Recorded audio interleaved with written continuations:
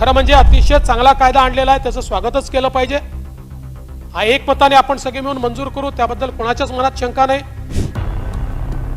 ती महिला त्या व्यक्तीला माफ करू शकेल अशा प्रकारची ही जी तरतूद आहे याने मूळ कायद्यावर कुठेतरी एक प्रश्नचिन्ह तयार होत आहे। कागदावर आपण कायदे मजबूत करू, परंतु एखाद्याने कसूर केला तर त्याला जी शिक्षा झाली पाहिजे ती शिक्षा मात्र या ठिकाणी होणार नाही। फक्त याच्यामध्ये सगळ्यात महत्त्वाचं जर काही असेल तर क्वालिटी ऑफ इन्व्हेस्टिगेशन आहे। मी पहिल्यांदा या विधेयकाचं स्वागत करतो। महाराष्ट्रामध्ये सातत्याने महिलांवरील अत्याचाराच्या वाढणाऱ्या घटना समाज माध्यम आल्यानंतर त्या समाज माध्यमांचा होणारा दुरुपयोग आणि त्यातनं वेगळ्या प्रकारचे चालू झालेले लैंगिक चाळे किंवा वेगळ्या प्रकारचं टीजिंग, अशा या सगळ्या गोष्टींमुळे मोठ्या प्रमाणात आवश्यकता होती की आपण अस्तित्वात असलेले जे कायदे आहेत ते कडक केले पाहिजे। आज आपल्याकडे भारतीय दंड संहिता, इंडियन पिनल कोड आहे, CRPC आहे, फौजदारी प्रक्रिया संहिता, आणि या दोन्ही कायद्यांमध्ये या सगळ्या गुन्ह्यांच्या संदर्भातल्या काही तरतुदी आहेत। त्या तरतुदी अजून सक्षम कशा करता येतील हा प्रयत्न या कायद्याच्या माध्यमातून आपण या ठिकाणी करतो। मुळातच आपण बघितलं असेल तर महिलांच्या संदर्भात एखादी घटना घडल्यानंतर त्याचं इन्व्हेस्टिगेशन हे संवेदनशीलतेनं झालं पाहिजे, प्रॉसिक्युशन हे संवेदनशीलतेनं झालं पाहिजे, अशा प्रकारची आपली भावना आहे। मुळात ज्यावेळी नवी दिल्लीमध्ये निर्भयासारखी दुर्दैवी घटना झाली आणि त्या घटनेनंतर देशाच्या कायद्यांमध्ये देखील बदल झाला। CPC आणि IPC आणि CRPC या दोन्ही कायद्यांमध्ये रेपची डेफिनेशन बदलली, ती अधिक कडक झाली। मोलेस्टेशनची डेफिनेशन बदलली आणि त्याची व्याप्ती देखील वाढवण्यात आली, आणि ती व्याप्ती वाढल्यामुळे एक प्रकारे संरक्षण महिलांना देण्याचा प्रयत्न आपण केला। आज आपण पाहतो की 2013 पूर्वी ज्या गोष्टी मॉलेस्टेशनच्या संज्ञेत यायच्या त्या आता रेपच्या संज्ञेत गेल्या आहेत, आणि त्यामुळे एक प्रकारे जरब बसवण्याचा प्रयत्न हा या कायद्यांच्या माध्यमातून झालाय। तथापि इतके कायदे कडक केल्यानंतर देखील मोठ्या प्रमाणात घटना घडतायत। कुठेतरी समाजामध्ये महिलांच्या संदर्भातला आदर हा कसा वाढवता येईल याचा देखील विचार आपल्याला करावा लागेल। विशेषतः आपल्या शिक्षण पद्धतीमध्ये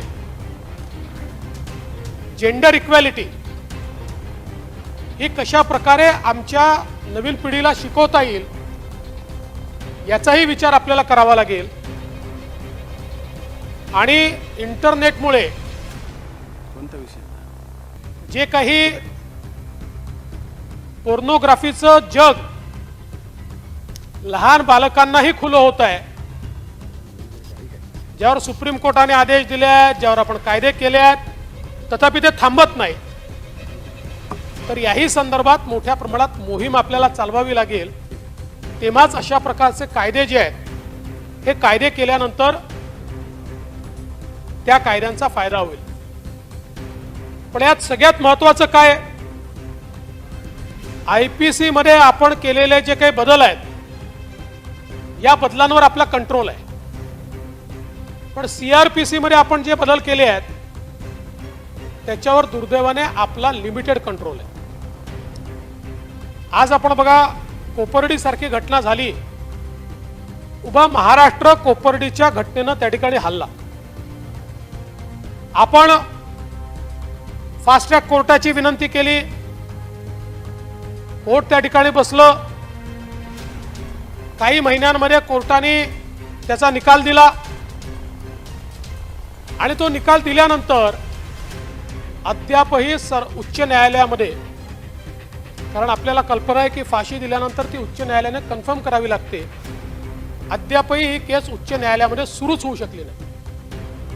म्हणजे आज या घटनेला काही वर्ष उलटून गेले तरी देखील उच्च न्यायालयामध्ये ही केस सुरू होऊ शकलेली नाही. त्यामुळे हे कायदे करत असताना न्यायदानाची जी आपली पद्धत आहे त्या पद्धतीमध्ये आपण कसा बदल आणू शकलो पाहिजे याचा विचार जर आपण केला नाही तर हे कायदे करून कागदावर आपण कायदे मजबूत करू, परंतु एखाद्याने कसूर केला तर त्याला जी शिक्षा झाली पाहिजे ही शिक्षा मात्र या ठिकाणी होणार नाही. आज या कायद्यामध्ये आपण बदल करताना काही स्ट्रिंजंट गोष्टी केल्यात. सुरुवातीला डेटाच्या संदर्भात कुठलाही अशा प्रकारचा गुन्हा घडल्यानंतर जे काही विविक्षित सेक्शन्स आहेत त्या सेक्शनमध्ये अधिकाऱ्यांनी डेटा मागितल्याबरोबर 3 दिवसामध्ये तो डेटा दिला पाहिजे. तो जर दिला नाही तर 3 महिन्यापर्यंत शिक्षा किंवा 25 लाख रुपये दंड किंवा दोन्ही, अशा प्रकारे आपण ही तरतूद केली आहे. ही तरतूद अतिशय चांगली आहे. फक्त ही तरतूद प्रॅक्टिकल आहे का याचाही थोडासा विचार हा आपल्याला करावा लागेल.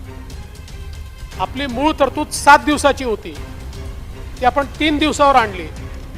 भावनेच्या दृष्टीनं मी विचार केला तर मलाही 3 दिवस चांगले वाटतात, परंतु याच्यातनं भविष्य काळातले लिटिगेशन्स तयार होणार आहेत. 3 दिवस मोजायचे कसे? आज पत्र पोचलं, शेवटचा दिवस, मध्ये एकच दिवस मिळतो आणि मग यातनं टेक्निकल ऑफेन्सेस तयार होतील आणि त्या टेक्निकल ऑफेन्सेस करता कुठली रेमेडी आपल्याकडे नाही आणि म्हणून पुन्हा आपल्याला अमेंडमेंट करावी लागेल. आणि म्हणून मला असं वाटतं की या संदर्भातला प्रॅक्टिकल विचार हा करण्याची गरज आहे. यासोबत हे जे सगळे डेटा प्रोव्हाइड करणारे प्रोव्हायडर्स आहेत हे काही केंद्रीय कायद्यांनी देखील बांधील आहे. उदाहरणादाखल आपल्या देशातला कायदा असा आहे की मोबाईल टेलिफोनीमध्ये 2 वर्षापेक्षा जास्त डेटा ठेवता येत नाही, तो डंप करावा लागतो. मग अशा परिस्थितीमध्ये 3 दिवसामध्ये जर डेटा दिला नाही तर आपला हा सेक्शन लागू होणार आहे आणि मग हे 2 कायद्यांचं कन्फ्लिक्ट हे त्या ठिकाणी तयार होणार आहे. आणि हा कायदा आपण ओव्हररायडिंग म्हणतो, पण तो ओव्हररायडिंग तेव्हाच होईल जेव्हा हा ओव्हरराईड करण्याकरता आपल्याला राष्ट्रपतींची परवानगी मिळेल, एक्सप्रेस परवानगी लागेल. आता याच्यामध्ये हा जो काही टेलिग्राफिक ऍक्ट किंवा जो काही केंद्र सरकारचा ऍक्ट आहे त्या ऍक्टला अधिक्रमित करून आम्ही अशा प्रकारची तरतूद करतो. अशा प्रकारचं कुठलंही मेन्शन याच्यामध्ये नाही आहे. ते मेन्शन करून त्या संदर्भात राष्ट्रपतीपर्यंत कायदा जावा लागेल आणि ज्यावेळेस राष्ट्रपती त्याला मान्यता देतील त्यावेळेस महाराष्ट्रापुरतं ती सूचना जी आहे किंवा ते जे संशोधन आहे ते मान्य होईल आणि मग आपण ही जी काही या ठिकाणी तरतूद केली आहे ही तरतूद अंमलात येईल. आणि म्हणून माझी विनंती आहे की चांगला कायदा करताना तो प्रॅक्टिकल झाला पाहिजे, या दृष्टीनं हेही आपण या ठिकाणी तपासून बघितलं पाहिजे. यामध्ये आपण जो कोणी याची डेफिनेशन वायडर केली आहे मी स्वागत करतो, कारण आपण ही डेफिनेशन पुरुष, स्त्री किंवा ट्रान्सजेंडर अशा तिघांनाही लागू केली आहे. मात्र ही डेफिनेशन लागू असताना लैंगिकतेच्या संदर्भातले जे संदर्भ आहेत आणि निर्णय आहेत या निर्णयांवर याचा काय परिणाम होईल याचा देखील विचार आपल्याला करावा लागेल.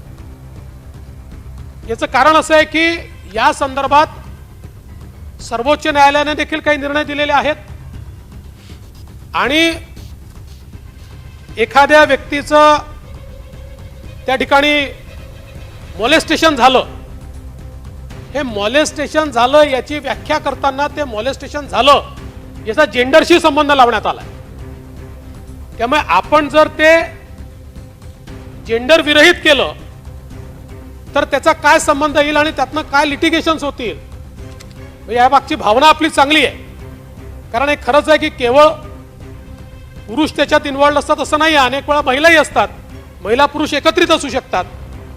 पण याचा त्याच्यावर इफेक्ट काय होईल याचा विचार आपल्याला करावा लागेल. अन्यथा हे देखील मोठ्या प्रमाणात जे आहे हे लिटिगेशन मध्ये या ठिकाणी जाण्याची शक्यता आहे. आपण आता मूळ कायद्यामध्ये इन्क्वायरी ऑफिसरला पहिल्यांदा आता 30 दिवस दिले आहेत आणि 30 दिवस अजून वाढवून दिले आहेत. ठीक आहे, आयपीसी मध्ये आताही जी तरतूद आहे ती 60 दिवसाचीच आहे. आता वेगळी तरतूद नाही आहे, फक्त आपल्या तरतुदीत फरक एवढाच आहे की आता त्याला थेट 60 दिवस मिळतात. आपण त्या 60 दिवसाला 30 दिवसात विभागलेलं आहे की 30 दिवसात जर त्यांनी त्या संदर्भातली सगळी माहिती गोळा करून चार्जशीटच्या लेवलला आणलं नाही तर त्याला अजून 30 दिवस आपण देणार आहोत. फक्त याच्यामध्ये सगळ्यात महत्त्वाचं जर काही असेल तर क्वालिटी ऑफ इन्व्हेस्टिगेशन आहे. टाइम लिमिट टाकतो आपण ते योग्यच आहे, पण या टाइम लिमिटमध्ये जर इन्व्हेस्टिगेशन योग्य प्रकारे झालं नाही आणि याचं ट्रेनिंग देखील देण्याची आवश्यकता आहे. ज्यावेळी मी गृहमंत्री झालो आम्ही 14 GR काढले आणि या 14 GRच्या माध्यमातून कशा प्रकारे इन्व्हेस्टिगेशन होईल, चार्जशीट होईल, तिथपासून प्रॉसिक्युशन पर्यंत या सगळ्या गोष्टींमध्ये आमूलाग्र बदल केला आणि हा बदल केल्यानंतर कन्व्हिक्शन रेट वाढला. पण तरी त्या मनाने तो का वाढत नाही म्हणून मी प्रत्येक जिल्ह्यातल्या बैठका घेतल्या. त्यावेळी असं लक्षात आलं की केसेस जुन्या चालल्यात, हे चेंजेस झाल्याच्या आधीच्याच केसेस चालल्यात 2005च्या, 2007च्या, 2008च्या, 2010च्या. आणि या प्रत्येक केसमध्ये क्वालिटी ऑफ इन्व्हेस्टिगेशन ही इतकी वाईट आहे. शेवटी संपूर्ण प्रॉसिक्युशन जे आहे हा जो इन्व्हेस्टिगेटिंग ऑफिसर असतो यांनी कशा प्रकारे इन्व्हेस्टिगेशन केलाय जे सगळे सुटतात. कारण आपल्याला माहिती आहे की क्रिमिनल प्रोसिजर कोडमध्ये आपल्याला एखाद्या घटनेची संपूर्ण साखळी तयार करावी लागते आणि त्या साखळीतला एकही दुवा हा जर कच्चा असेल तर त्याचा फायदा आरोपीला मिळतो आणि तो त्या ठिकाणी सुटतो. आणि म्हणून आता आवश्यक हे आहे की हे जे आपण बदल केले आहेत या अनुरूप या ठिकाणी इन्व्हेस्टिगेशनचं स्किल हे तयार करण्याच्या दृष्टीने याचे ट्रेनिंगचे प्रोग्राम तयार केले पाहिजेत. या दृष्टीने आमचे वकील जे आहे त्या वकिलांना देखील ट्रेन केलं पाहिजे. कारण आमचे सरकारी वकील या ठिकाणी जर योग्य प्रकारे ट्रेन नसले तर टेक्निकल चुका याचा देखील अनेक वेळा फायदा मिळत असतो. काल परवा आपल्याला माहिती आहे की भीमा कोरेगावच्या केसमध्ये एक बेल झाली. ती का झाली? एका कारणाने झाली की UAPAच्या कोर्टाच्या ऐवजी साध्या कोर्टामध्ये त्यांना पुण्याला उभं केलं. एवढ्या टेक्निकल कारणाने 4 वर्षापूर्वीच्या घटनेवर आज ती बेल झाली की त्यांनी सांगितलं ते डेसिग्नेटेड कोर्ट नव्हतं, तुम्ही साध्या कोर्टासमोर उभं ठेवून त्यांचा या ठिकाणी ज्युडिशियल मॅजिस्ट्रेट कस्टडी घेतली, त्यामुळे ती लागू होणार नाही एवढा एका ग्राउंडवर ती बेल झाली. त्यामुळे मला असं वाटतं की हे आपल्याला लक्षात घ्यावं लागेल आणि या संदर्भातलं जे ट्रेनिंग आहे हे योग्य प्रकारे या ठिकाणी आपल्याला निश्चितपणे करावं लागेल. एक महत्त्वाचा विषय असा आहे की आपण CRPC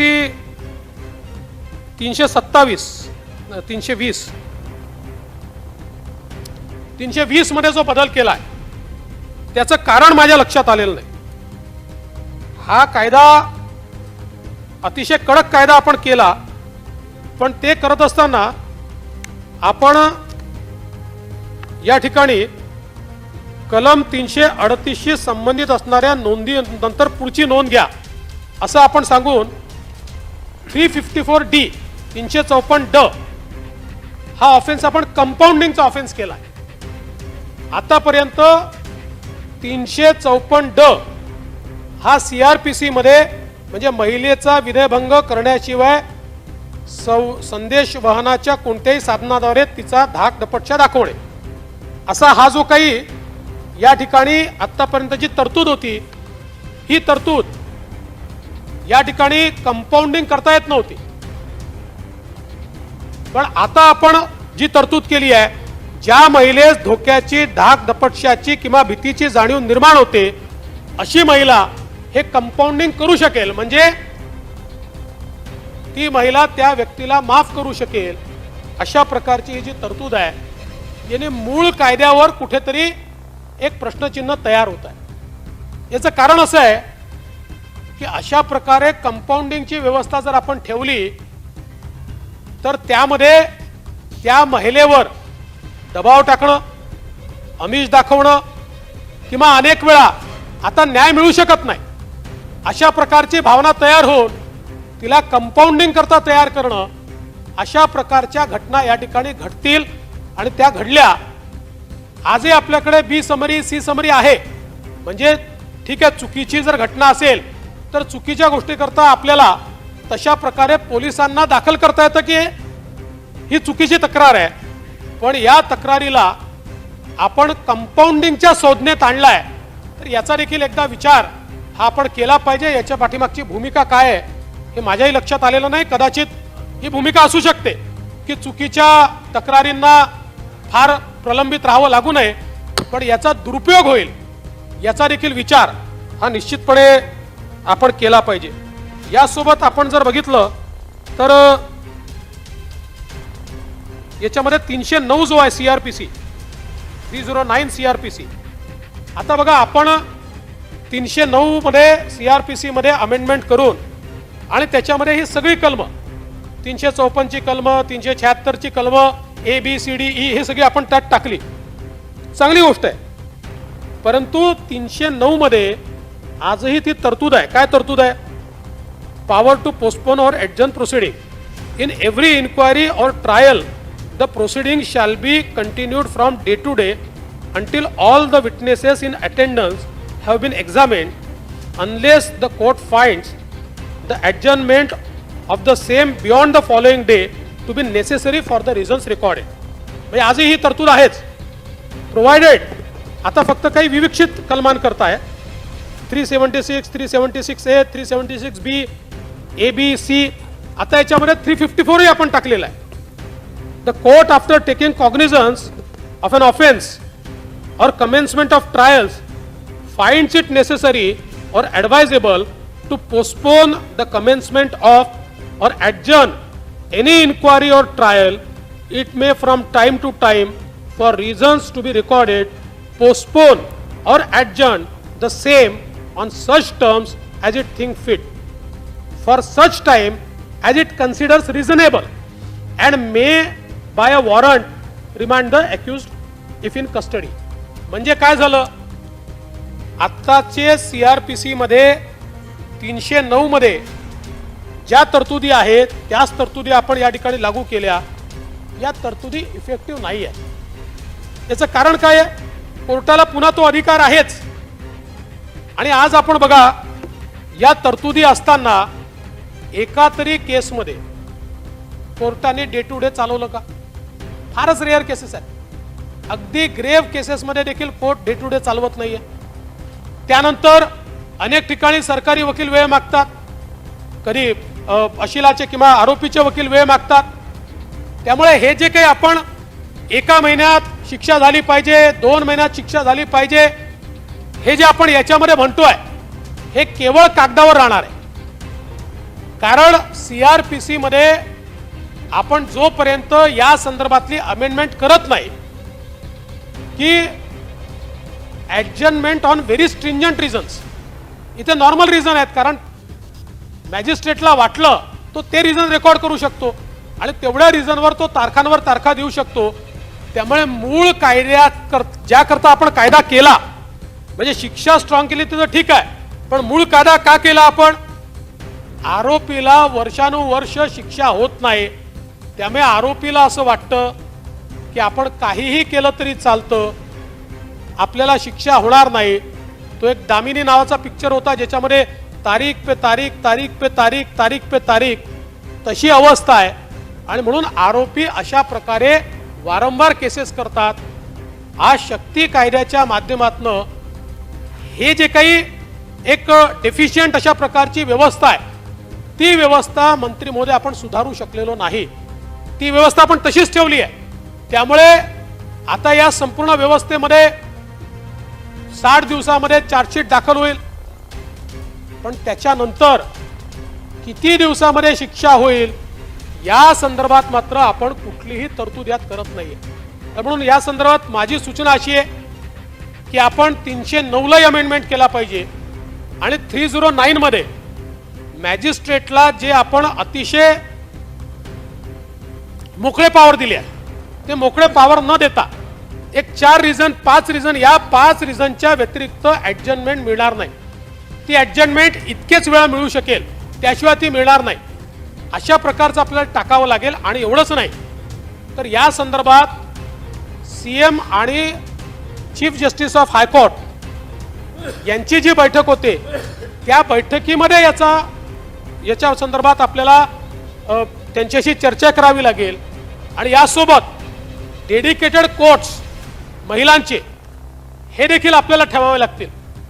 मी डेझिग्नेटेड कोर्ट म्हणत नाही, मी डेडिकेटेड कोर्ट म्हणतो, कारण आत्तापर्यंत आपण जेवढ्या प्रकारचे कोर्ट निर्माण केले आहेत हे सगळे डेझिग्नेटेड कोर्ट्स आहेत, ते डेडिकेटेड कोर्ट्स नाही आहेत. म्हणजे ते डेझिग्नेट एका कायद्याच्या अंतर्गत झाले आहेत, पण त्या कायद्याच्या व्यतिरिक्त इतर अपीलही ते ऐकतायत, इतर केसेसही ते ऐकतायत.